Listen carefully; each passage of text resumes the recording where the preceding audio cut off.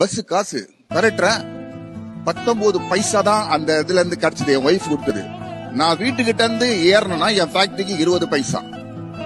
ஒரு ஸ்டேஜ் நடந்து போய் ஏறணும்னா 19 பைசா. ஒரு நயா பைசா தான் டிஃபரெண்ட் ஒரு ஸ்டேஜுக்கும். இன்னைக்கு ₹1. ஒரு ஸ்டேஜுக்கு எத்தனை பஸ் ஸ்டாப் யாருக்கெல்லாம் தெரியும்? தெரியாது. ஓகே, அதே மாதிரி 3 ஸ்டாப்பிங் நடந்து போயிட்டு 19 பைசாக்கு 3 ஸ்டாப் ஒரு ஸ்டேஜ். 3 ஸ்டாப் கடந்தா ஒரு ஸ்டேஜ் காசு குறையும்.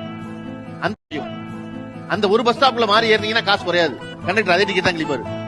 நீங்க 3 ஸ்டாப் தாண்டா ஒரு ஸ்டேஜ் தாண்டி இருக்கீங்க. ஒரு ஸ்டேஜ் தாண்டா அதுக்கு ஒரு அவர் காலகட்டத்தில் 1 பைசா குறையும். இன்னைக்கு காலகட்டத்தில் ₹1 ₹1.25 அப்படி குறையும். 3 ஸ்டாப்பிங் நடந்து போய் ஏறின கையில கெட்டியா புடிச்சுக்கணும். ஏன்னா அதுல ஒரு நயா பைசா ஊந்துச்சுன்னா கூட முடியாது. ஓகே, 1 பைசா குறைஞ்சக்கா ஒரு ஸ்டேஜ் தாண்டி போய் ஏறணும். இன்னைக்கு என் வீட்டுக்கு கீழேயே ஒரு சின்ன ஹோட்டல் இருக்குது. அங்க சப்பாத்தி 2 சப்பாத்தி ₹30. என் பேரன் வருவான், என்னான்னு சாப்பாடு இருக்குதுன்னு என் டாக்டர் சொன்னாருனாக்கா உடனே ஆன்லைன்ல சப்பாத்திக்கு ஆர்டர் பண்றான். 3 சப்பாத்தி ₹110. அதான் சொன்னேன், உங்களுக்கு பைசாவுடைய வேல்யூ தெரியல. ₹110 3 சப்பாத்தி, இங்க 2 சப்பாத்தி ₹30. கீழே ஸ்டெப்ஸ் இறங்கின உடனே சின்ன ஹோட்டல். அது நைட்டு 12 மணி வரைக்கும் இருக்கும். அந்த காலத்துல சொல்லுவாங்க, இந்த காதுல வாங்கி அந்த காதுல விட்டுருவாங்கன்ட்டு. இந்த காதே கேட்கறது இல்லையா? 2 சொறி நிக்கிறாங்களே காதுல.